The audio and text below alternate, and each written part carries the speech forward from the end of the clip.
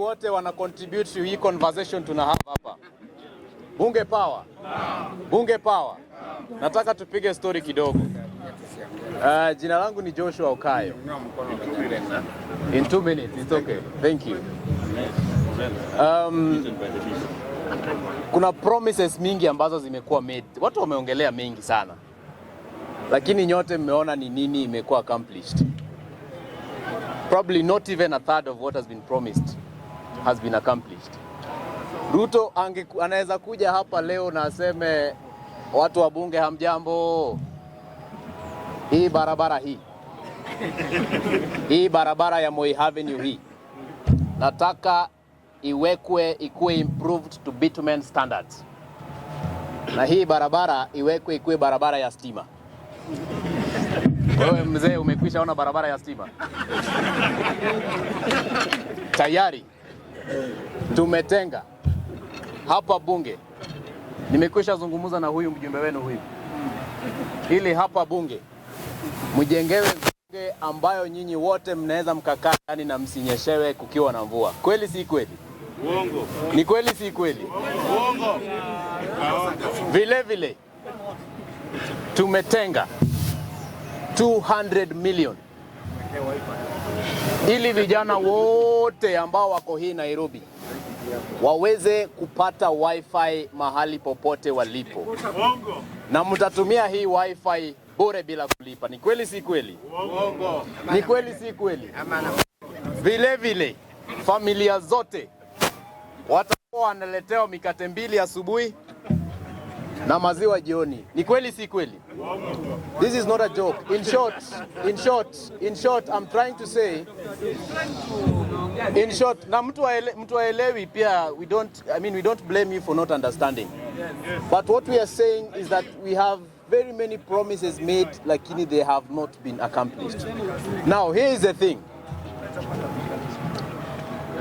Watu wetu wanauza miraa na wanauza coffee na wanauza tea. Alafu inakuwa processed outside ndio inarudi kama finished product. Ukienda sahi kwa supermarket, coffee ni pesa ngapi? Ile grams 50 ndogo. Exactly. Na mtu alitoa hiyo coffee Murang'a ama Nyeri amelipwa pesa ngapi per kg? Angalia hiyo. So if we can invest in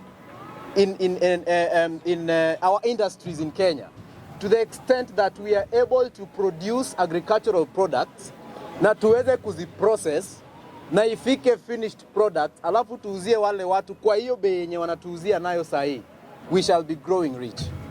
Lakini what we are doing is we are spending a lot of money on projects ambazo zinakuwa stalled, azimaliziki, lakini pesa zinaenda kwa mifuko za watu wengine. Saa hizi kuna vitu ambazo tunafaa tuongelelea. We cannot have election without IEBC. State of the nation. We cannot have an election without IEBC. Sini sawa? Lakini juzi wameita puppets pale Kenya School of Government. Alafu wanapiga mapicha wanawadanganya kwamba wamefanya nini? Engagement. Wame-engage the youths, wamefanya public participation, and that watu wamekubaliana hiyo committee ya kuchagua commissioners iko well established ama iko well composed. That is what they will come and tell you. What we should be fighting for now is that Ugunja haina MP. So that unajiuliza, hii salary huwa MP analipwa every month imekuwa ikienda wapi tangu Wandai aingie kuwa CS?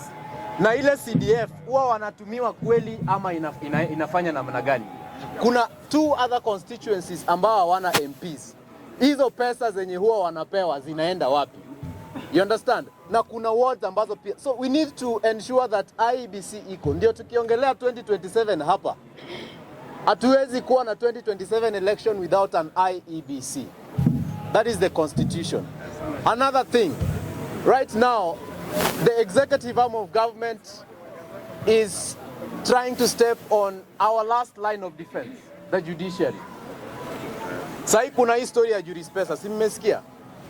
Simesikia story ya Jurispesa? Ati kuna 2 advocates ambao wametumwa wapige kelele ati the whole of Supreme Court is corrupt. So all the judges in Supreme Court are corrupt, and that Supreme Court should be scrapped off na tupate new judges wa Supreme Court. Let me ask you, my brother, my brother, how long will it take us to have another well-constituted Supreme Court? It can't be. It can't be. Haiwezi kuwa. Haiwezi kuwa. In short, what is happening? Tutakosa kuwa na the Supreme Court, alafu serikali announce state of emergency that now we need to act on this very fast. You know what it means to have state of emergency? That's why I'm telling you, it can't be constituted in 2 days. It cannot be constituted in 1 month. It cannot. So these are the things we need to talk about. Haya, kuna mtu alisema hapa sijui nani ameingizwa kwa mfuko ya nani. Wacha niwaambie. Nani ndio party leader wa ODM? Now, I'm not going to point on a party, I'm just giving an example. Nani ndio party leader wa ODM? Hapana? Anyang' Nyong'o, thank you. Sasa ndio Anyang' Nyong'o ndio acting party leader, si ndio?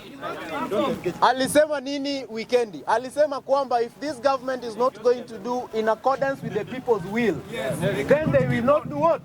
They will not keep supporting the government. That should send a very strong message. That should send you a very strong message. Let me tell you. Skieni. These are your facts. In your facts. These are the facts. Let me tell you. Sahi. There's an imminent fallout. Fallout between Raila, Odinga and William Ruto is imminent, and it is coming soon. It is coming very soon. I am telling you. It's already being discussed. Na unajua nini nafanyika sasa hivi? The problem with us Kenyans is that we have people who have stayed in the political arena for 20, 30, 40 years. And we keep discussing them, not figuring that we have a future for us. And we have a future that we should be defending. We have a future that we should be fighting for. So what we are doing is after every election, tunakaa chini tunadiscuss sasa tunaenda kuweka nani president, nani sijui nani. Do we ever get tired of discussing the same people every year? I mean, times without number. Do we ever get tired of discussing these people? The way forward is we must stop thinking that we cannot do without these few politicians who have been at the helm for 30, 40 years.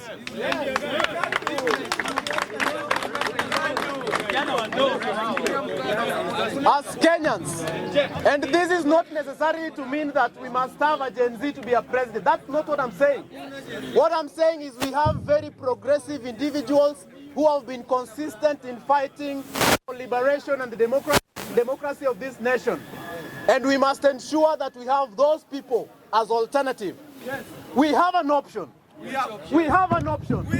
We have an option. We have an option. And we must explore that option. We cannot continue discussing a few individuals for 20, 30 years and thinking that is how Kenya should operate.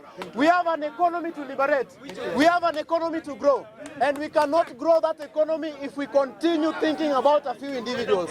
Thank you. So, thank you, Wakili.